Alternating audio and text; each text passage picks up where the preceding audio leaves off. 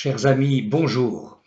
Nous allons considérer aujourd'hui le message contenu dans les 5 derniers versets du chapitre 11 de l'Apocalypse et étudier un sujet très important, à savoir la 7e trompette.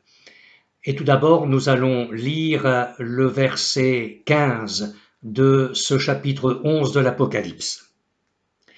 Le 7e ange sonna de la trompette, et il y eut dans le ciel de fortes voix qui disaient : « Le royaume du monde est remis à notre Seigneur et à son Christ, et il régnera au siècle des siècles. » Les faits annoncés par la 7e trompette sont ceux qui constituent les débuts de la lutte suprême. Cette lutte aboutira, je cite l'Écriture, à l'aboutissement du mystère de Dieu. Or, rappelez-vous, l'ange avait déclaré que la 7e trompette en donnerait le signal. Au jour de la voix du 7e ange, quand il sonnerait de la trompette, le mystère de Dieu s'accomplirait comme il l'a annoncé à ses serviteurs, les prophètes. Chapitre 10 de l'Apocalypse, verset 7. Il est important de bien considérer tout d'abord la chronologie des chapitres 11 à 19 de l'Apocalypse. Voici proclamé ici le jour où Christ reviendra ici-bas pour imposer son règne aux nations. Et cette fin du chapitre 11, au défi de tout ordre chronologique, et c'est là la difficulté parfois dans la lecture et l'interprétation de l'Apocalypse, au défi de tout ordre chronologique, cette fin de chapitre 11 va nous introduire directement dans le contexte du chapitre 19. Il y a comme une anticipation des événements. Nous y reviendrons si Dieu le permet. Mais il est important dès maintenant de comprendre cela. La 7e trompette succédera de toute évidence à la 6e, mais les chapitres 12 à 18 nous présentent une rétrospective des événements qui vont s'échelonner tout au long de la grande tribulation et qui se dérouleront avant la sonnerie de la 7e trompette. Il s'agit, dans les chapitres 12 et 13, du règne de l'Antéchrist et des signes célestes qui s'y réfèrent. Dans les chapitres 14 et 15, il est question de visions célestes, et dans les chapitres 16 à 18, il est question des jugements terrestres antérieurs à l'avènement de notre Seigneur Jésus-Christ. Lorsque la 7e trompette sonnera, les noces de l'agneau auront déjà eu lieu, et j'aurai l'occasion de préciser tout cela ultérieurement. Mais lisons dans l'Apocalypse, au chapitre 19, les versets 7 à 9. « Réjouissons-nous et soyons dans l'allégresse, et donnons-lui gloire, car les noces de l'agneau sont venues, et son épouse s'est préparée. Et il lui a été donné de se revêtir d'un fin lin éclatant, pur, car le fin lin, ce sont les œuvres justes des saints. Et l'ange me dit, écris, heureux ceux qui sont appelés au festin des noces de l'agneau. Et il me dit, ces paroles sont les véritables paroles de Dieu.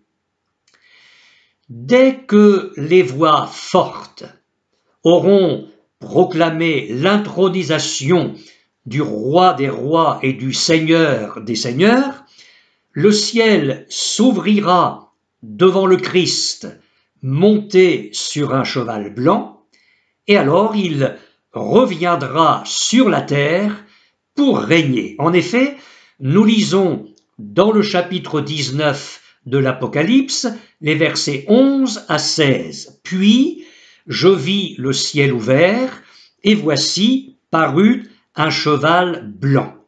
Celui qui le montait s'appelle Fidèle et Véritable, et il juge et combat avec justice. Ses yeux étaient comme une flamme de feu. Sur sa tête étaient plusieurs diadèmes. Il avait un nom écrit que personne ne connaît si ce n'est lui-même. Et il était revêtu d'un vêtement teint de sang. Son nom est la parole de Dieu.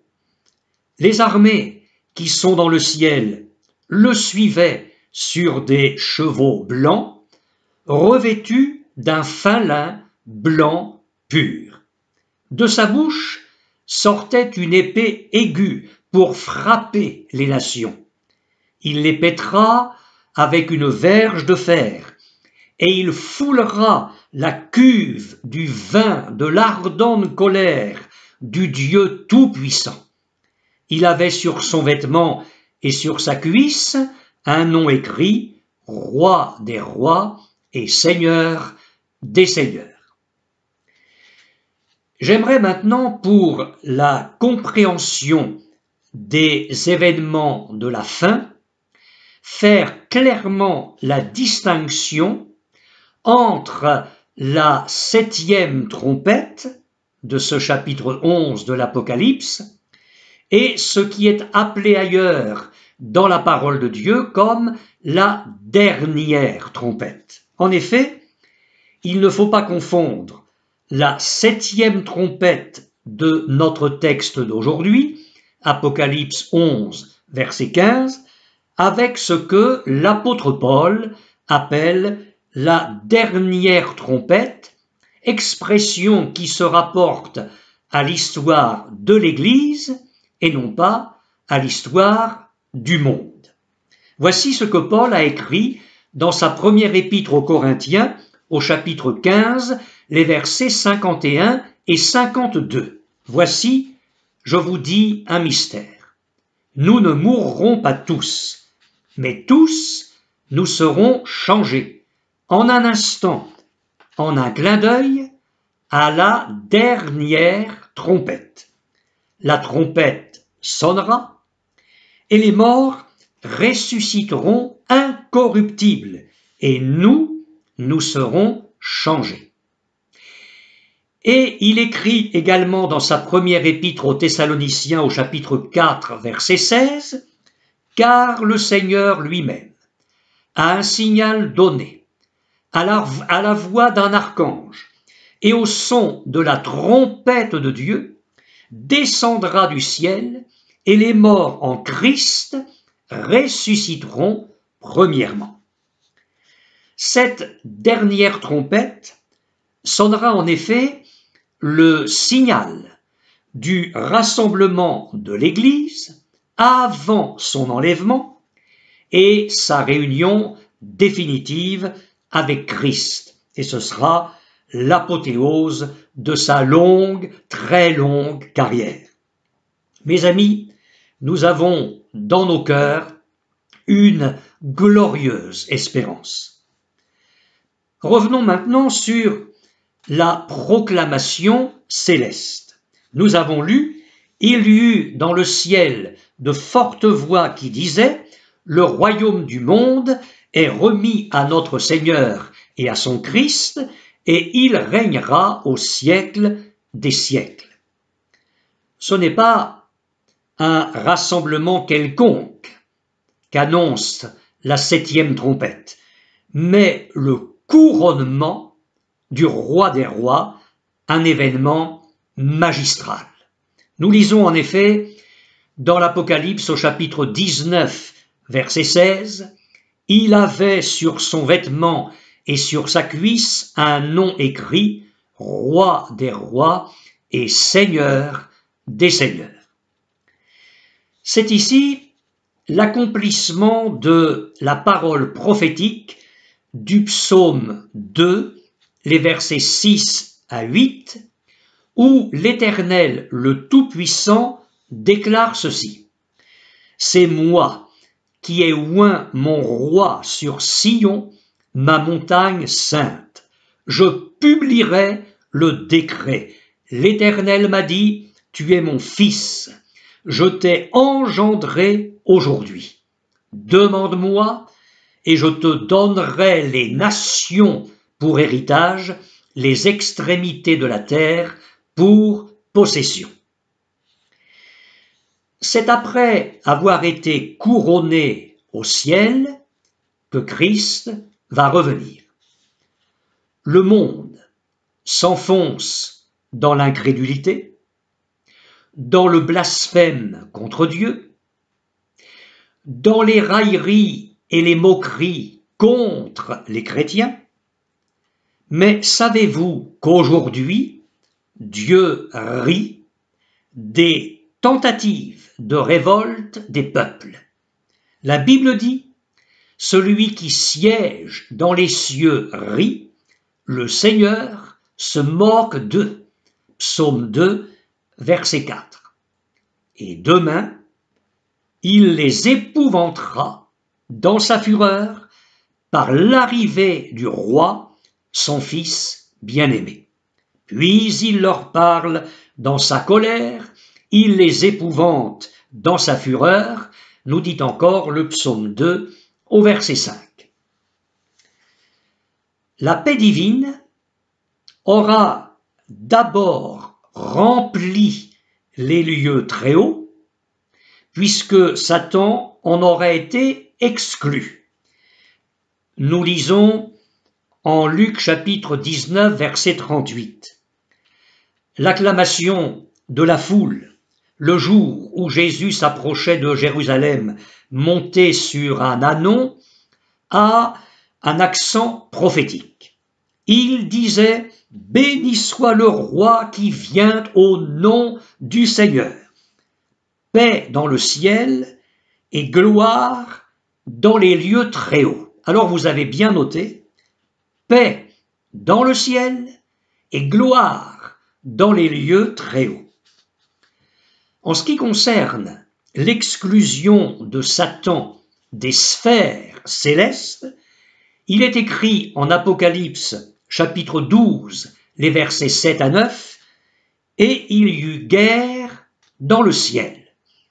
Michel et ses anges combattirent contre le dragon. Et le dragon et ses anges combattirent. Mais ils ne furent pas les plus forts, et leur place ne fut plus trouvée dans le ciel. Et il fut précipité, le grand dragon, le serpent ancien, appelé le diable et Satan, celui qui séduit toute la terre, il fut précipité sur la terre, et ses anges furent précipités avec lui. La paix s'instaurera alors sur la terre lorsque le royaume établi ici-bas manifestera d'emblée son caractère céleste et divin. Jésus-Christ y a fait allusion dans son entretien avec Pilate en précisant ceci, « Mon royaume n'est pas de ce monde. » Jean chapitre 18, verset 36. Notez encore ceci.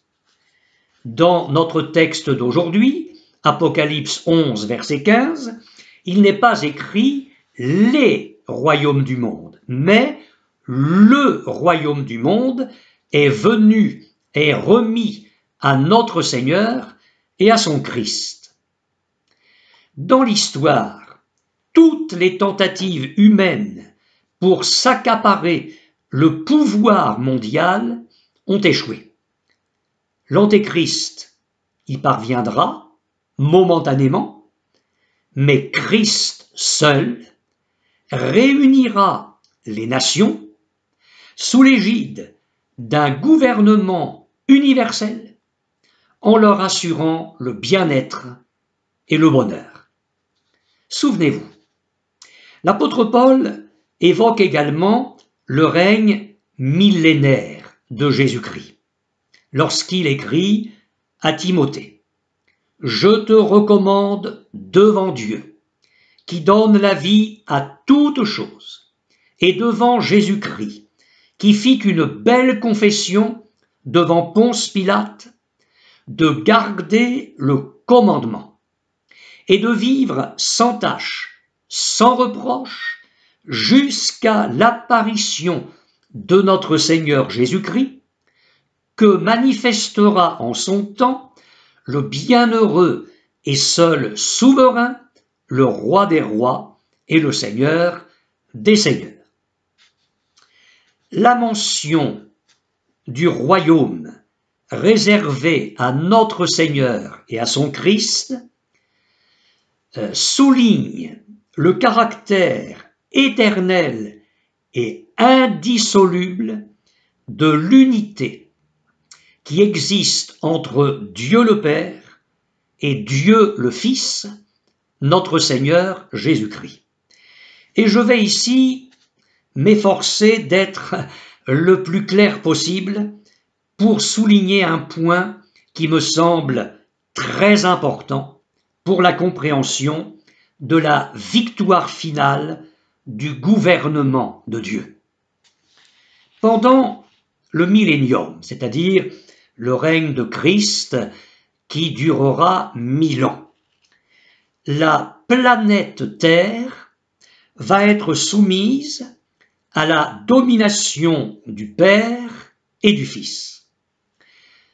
Pour apprécier le caractère parfaitement harmonieux et en même temps pleinement légal de ce partage de l'autorité, souvenons-nous de l'intention de Satan d'octroyer au Fils la domination des royaumes de ce monde lors de sa première venue en chair. En effet, à l'occasion de la tentation au désert, Satan s'était engagé à donner à Christ, Christ homme, le gouvernement du monde si celui-ci acceptait de l'adorer. Et je lis dans Matthieu chapitre 4, les versets 8 et 9, le diable le transporta encore sur une montagne très élevée et lui montra tous les royaumes du monde et leur gloire. Et il lui dit: « Je te donnerai toutes ces choses si tu te prosternes et m'adores. »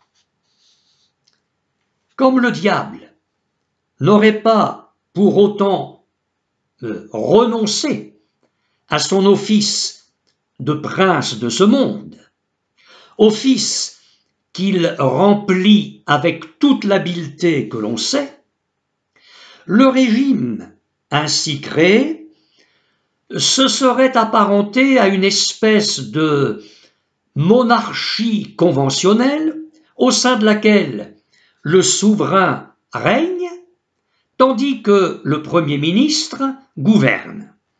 Comment imaginer pareille situation dans le règne planétaire de notre Dieu?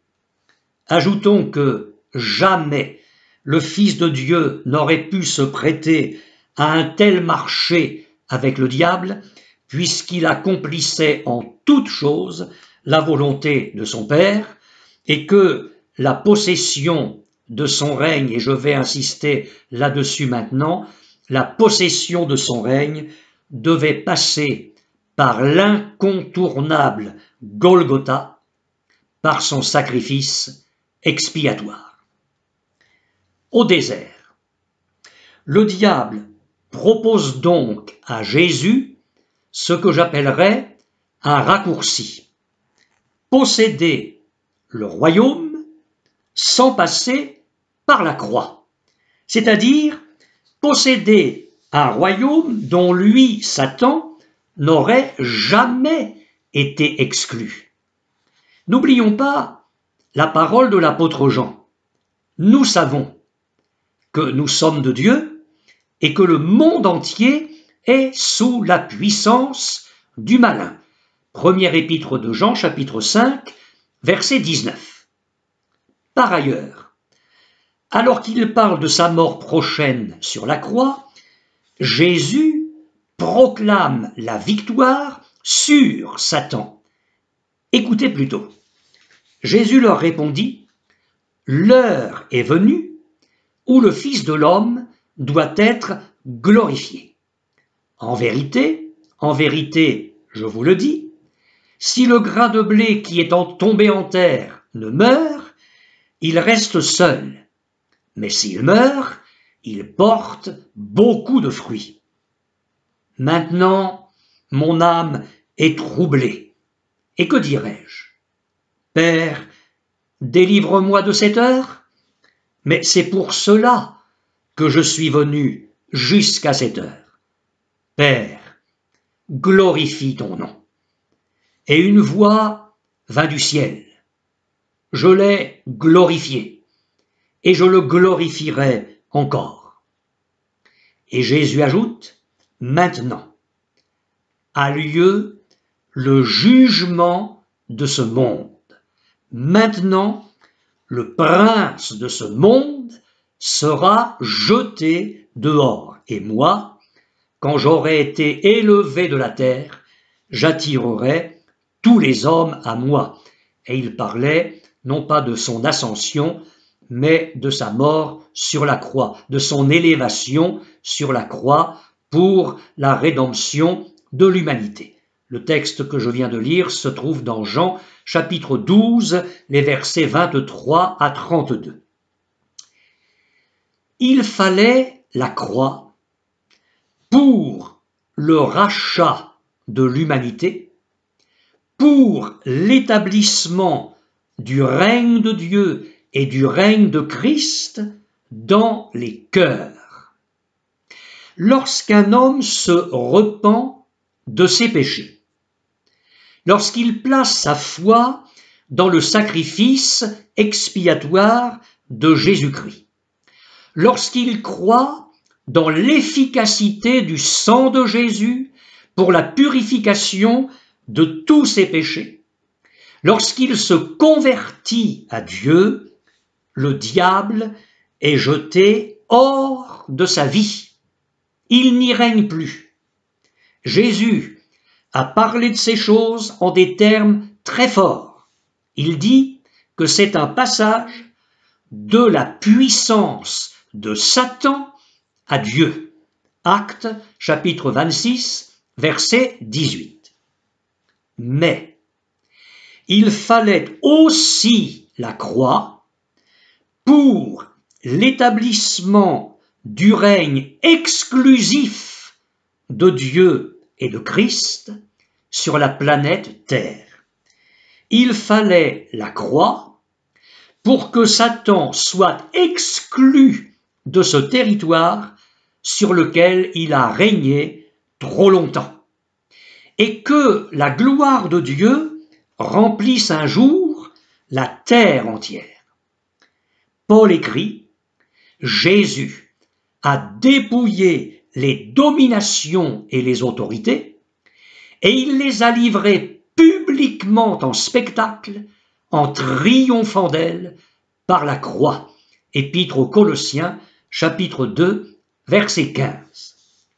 Bien sûr, l'univers, depuis sa création, n'a pas cessé une minute d'appartenir à Dieu et à son Fils qui l'ont créé ensemble. Dieu n'a pas cessé un seul instant de dominer sur les destinations réelles du monde, même une fois que celui-ci a passé au pouvoir momentané de Satan. Le diable, vous savez, ne peut faire que ce que Dieu lui permet de faire. Souvenez-vous des épreuves de Job qui sont restées sous le contrôle parfait de Dieu.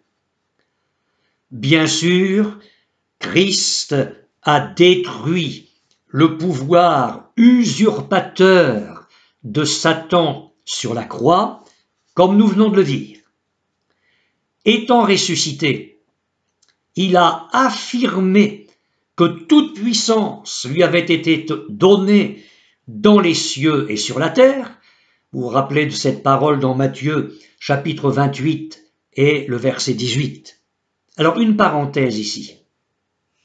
En y réfléchissant, nous sommes émerveillés de la prière du brigand repentant à l'heure de la crucifixion.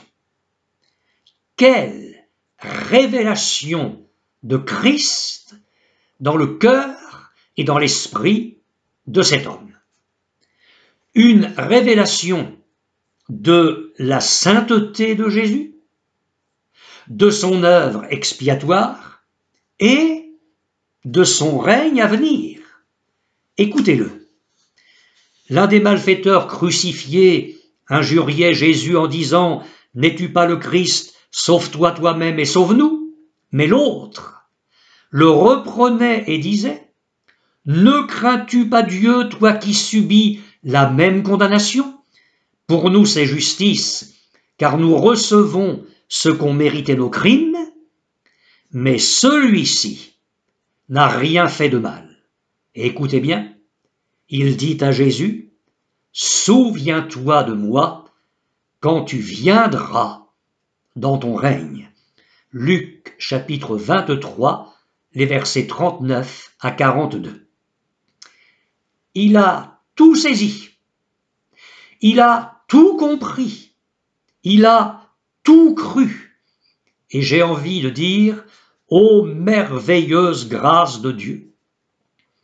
Merveilleuse grâce de Dieu qui révèle Christ à des petits, à des parias, à des bas tombés. Un Christ méconnu des sages, méconnu des grands, méconnu des intelligents, méconnu des propres justes, méconnu des religieux même, et je ferme ici la parenthèse.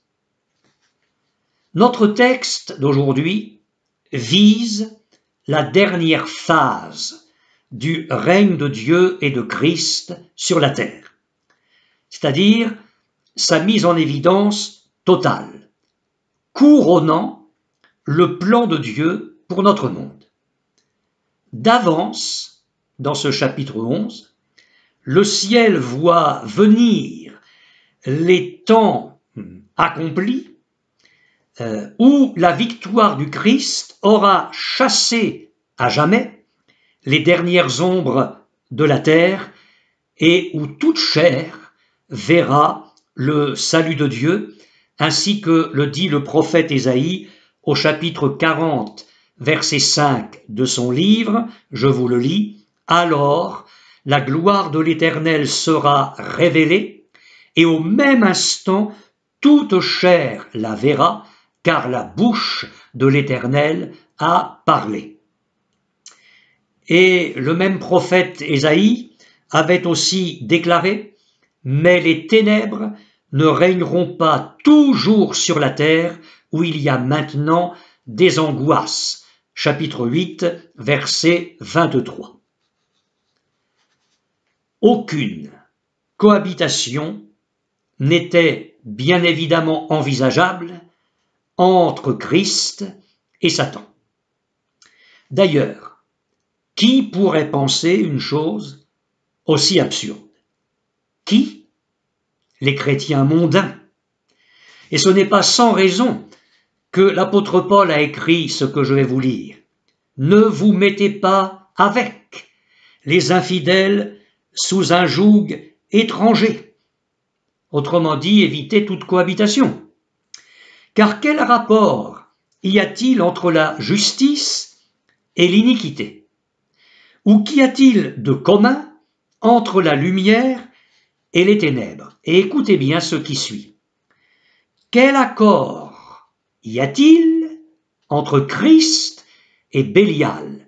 Bélial, c'est un autre nom pour désigner Satan. Quel accord y a-t-il entre Christ et Bélial?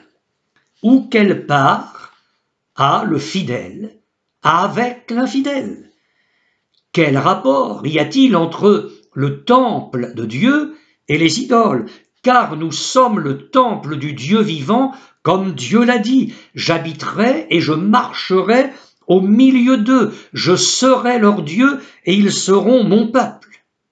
C'est pourquoi, sortez du milieu d'eux et séparez-vous, dit le Seigneur. Ne touchez pas à ce qui est impur et je vous accueillerai. Je serai pour vous un père et vous serez pour moi des fils et des filles, dit le Seigneur Tout-Puissant. Et l'apôtre ajoute, ayant donc de telles promesses, bien-aimés, purifions-nous de toute souillure de la chair et de l'esprit, en achevant notre sanctification dans la crainte de Dieu. Seconde épître aux Corinthiens, chapitre 6, verset 14, jusqu'au chapitre 7, verset 1er. Dieu a payé le prix fort pour que Satan soit exclu de la vie de ses créatures et qu'il soit exclu de la planète Terre. Avons-nous permis au Saint-Esprit de nous révéler la nature divine, parfaitement sainte, du Père et du Fils?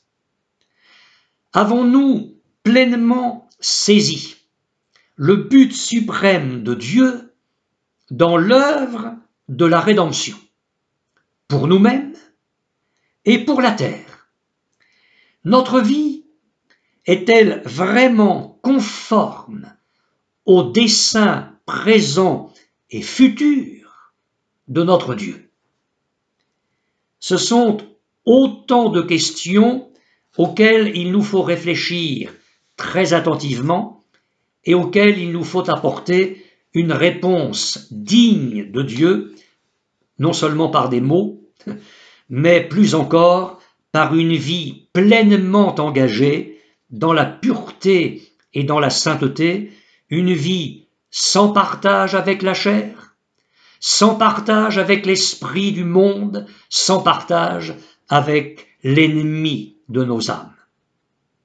Il faut donc, pour revenir à notre texte, que Satan soit exclu de son office de prince de ce monde pour que les rênes du gouvernement universel soient remises au Fils de Dieu. C'est alors que les armées célestes éclateront en louanges à travers tout l'univers, tandis que des voix puissantes proclameront dans le ciel le triomphe éternel du Fils de Dieu. En Apocalypse 14, Jean nous parle de ces mêmes voix fortes qui loueront le Seigneur pour sa parfaite justice. Et j'entendis du ciel une voix, comme un bruit de grosses eaux, comme le bruit d'un grand tonnerre. Et la voix que j'entendis était comme celle de joueurs de harpe jouant de leur harpe. Et un ange disait d'une voix forte, « Craignez Dieu et donnez-lui gloire, car l'heure de son jugement est venue, et adorez celui qui a fait le ciel et la terre et la mer et les sources d'eau. » Versets 2 et verset 7 de ce chapitre 14. Ces voix fortes loueront aussi le Seigneur pour la juste récompense des fidèles. Et j'entendis du ciel une voix qui disait, écrit, « Heureux dès à présent les morts qui meurent dans le Seigneur. Oui, dit l'Esprit, afin qu'ils se reposent de leurs travaux, car leurs œuvres les suivent. » Verset 13 du chapitre 14. Ces voix célébreront enfin le Seigneur pour la non moins juste rétribution des méchants. Et un ange, un second ange, suivit en disant « Elle est tombée, Babylone la grande, qui a abreuvé toutes les nations du vin de la fureur de son impudicité. » Et un autre, un troisième ange, les suivit en disant d'une voix forte « Si quelqu'un adore la bête et son image, et reçoit une marque sur son front ou sur sa main, il boira lui aussi du vin de la fureur de Dieu, versé sans mélange dans la coupe de sa colère, et il sera tourmenté dans le feu et le soufre devant les saints anges et devant l'agneau. » Mes bien-aimés, nous entrons dans des temps de plus en plus difficiles. Que sera cette année qui s'ouvre devant nous? Dieu seul le sait. Mais nous pouvons repasser dans notre cœur et serrer dans les bras de notre foi cette promesse de Jésus. Voici, je suis avec vous tous les jours jusqu'à la fin du monde. Cette promesse est certaine et elle est digne d'être reçue. Alors, très bonne et très belle année à vous tous, malgré tout. Que le Seigneur vous bénisse abondamment. Amen.